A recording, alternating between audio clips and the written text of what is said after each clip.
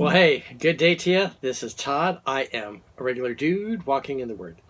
Hey, I want to thank you for joining us because today is Sunday. And on Sundays, we go through the book of Psalms. We are looking today at Psalm 69. Psalm 69, it's a little bit longer, not really too long. But it's not just like 5 verses like some Psalms are. It's actually 36 verses long. It's entitled today, Passion for Your House Has Consumed Me. There's kind of several themes in this chapter, but overall you're going to see David has such a passion for Christ that it's a struggle, okay? And you'll find it in your life too.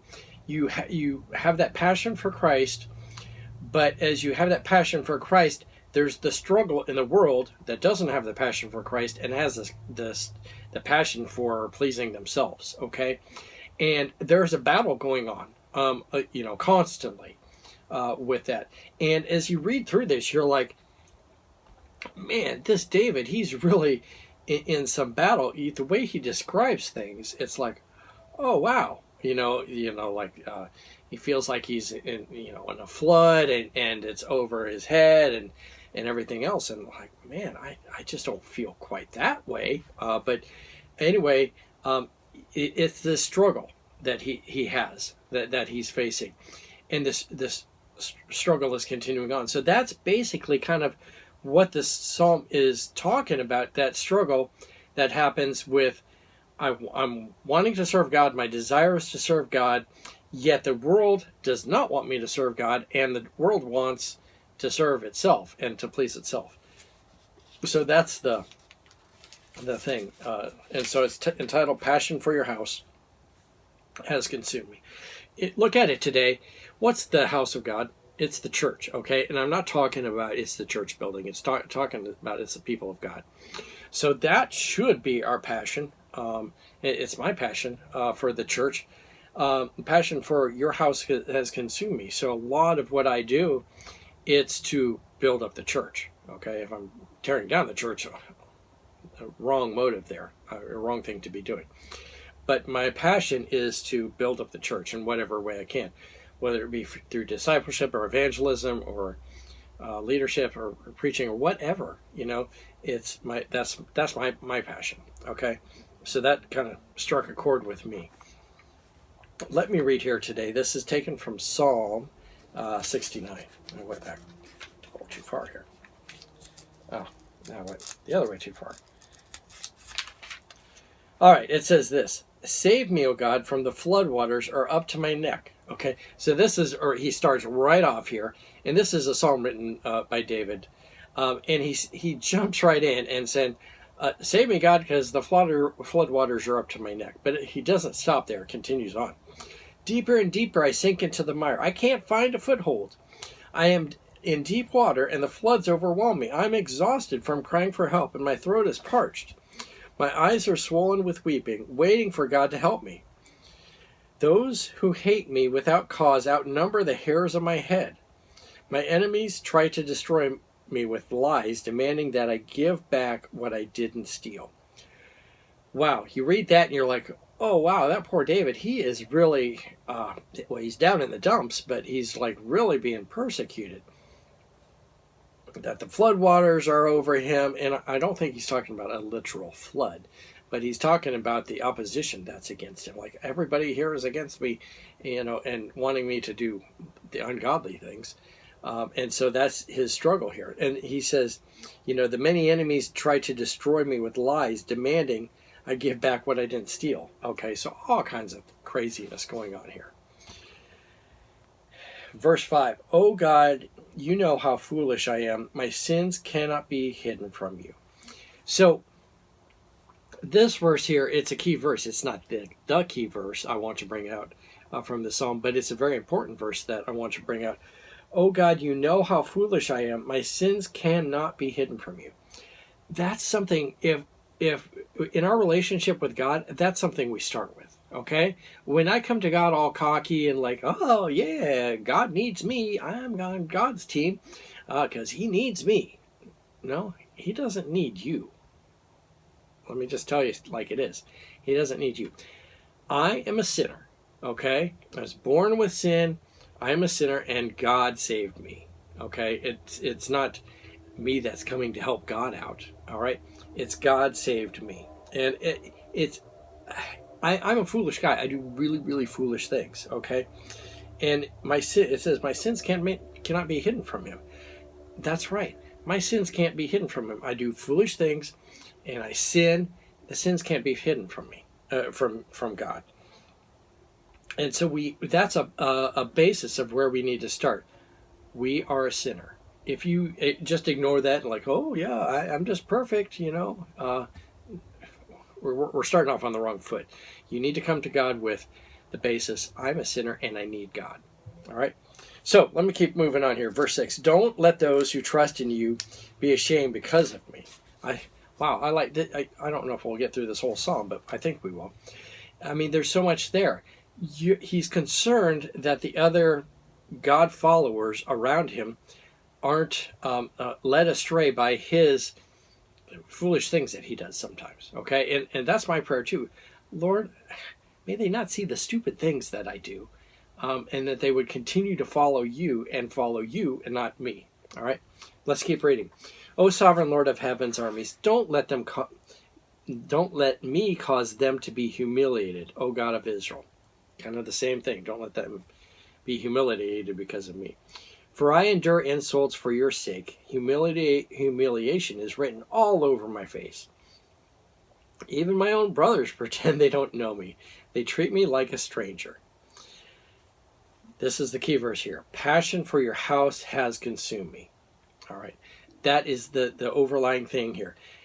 David is seeking the Lord, and that is his passion. Okay, and that's one reason why he has all these problems here, is because that passion has consumed him, and the world doesn't like that passion. Okay, so it's going to come against that. And the insults of those who insult you have fallen on me. He has such passion for the Lord that when someone says something bad about God, he takes it personally, like, you insulted God, now you're insulting me in that way.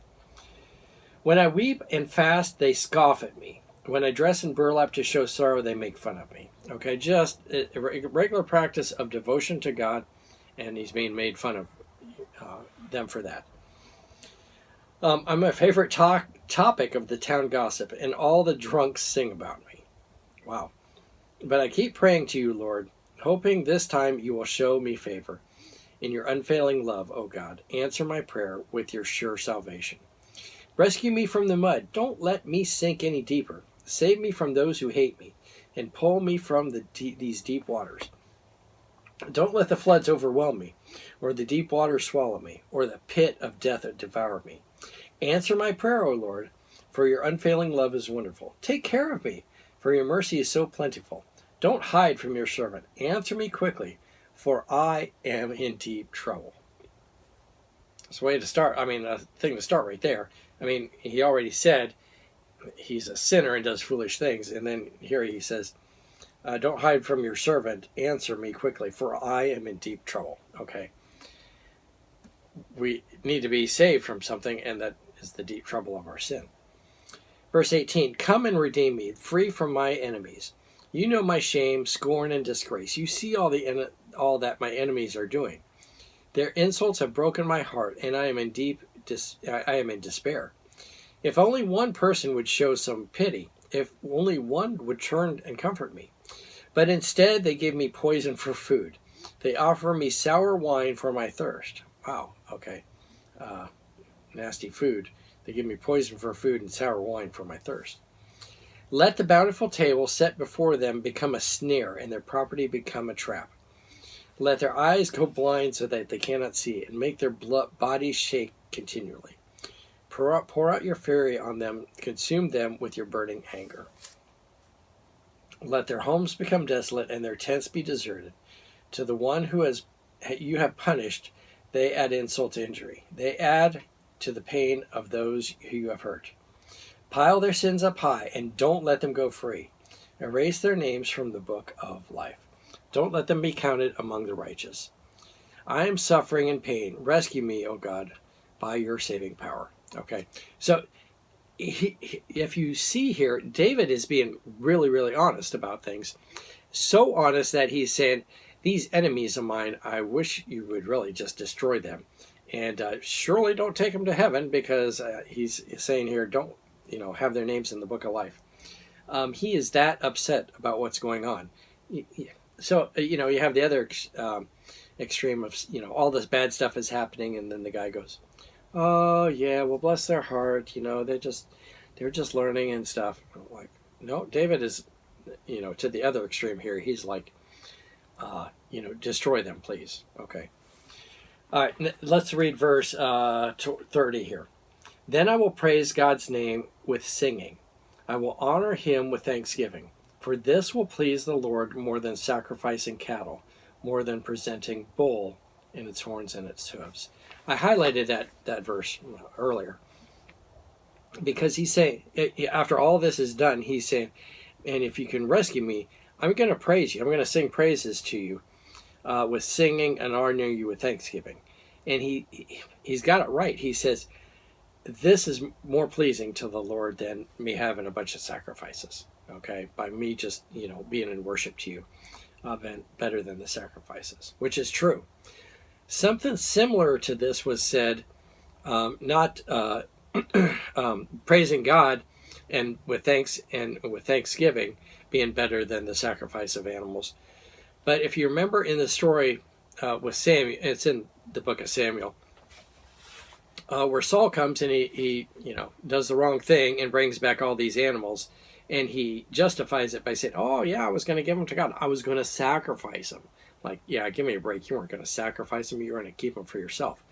But anyway, he says, oh, I was going to sacrifice them.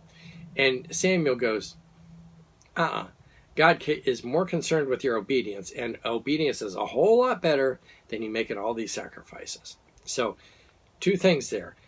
Obedience is better than the sacrifices. And here David is saying, I know that praise and thanksgiving are better than those sacrifices.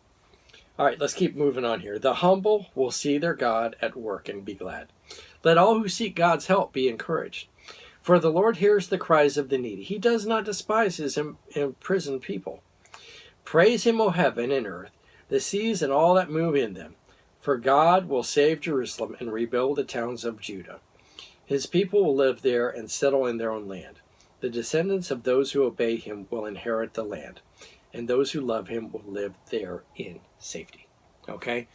It starts out, the psalm starts out on a down note, a sad note, that he's drowning and it's like the end of the world. He comes out, in this struggle. The struggle is happening all throughout the psalm. And in the struggle, then, the last part is he's realizing God's going to save us. He's going to, bring salvation to us. So that's the whole thing here of this psalm. But it's driven by, the struggle is passion for your house has consumed me. Okay? If he didn't have passion for the house of God, there'd be no problem. Okay? If I'm living for myself just like the world, there's really no problem with the world. The world is like, come on, join in. And I'm like, oh yeah, let me join in. But the struggle between me and the world is when I'm serving God. Okay, and you're going to find that. So, anyway, hey, thank you for watching. I know this episode was a little longer today, but man, it has a lot of stuff in it here. Thank you for watching. I'm just a regular dude walking in the Word, and I invite you to join me tomorrow as we're back in 1 Thessalonians. Lord's blessing. I'll see you tomorrow.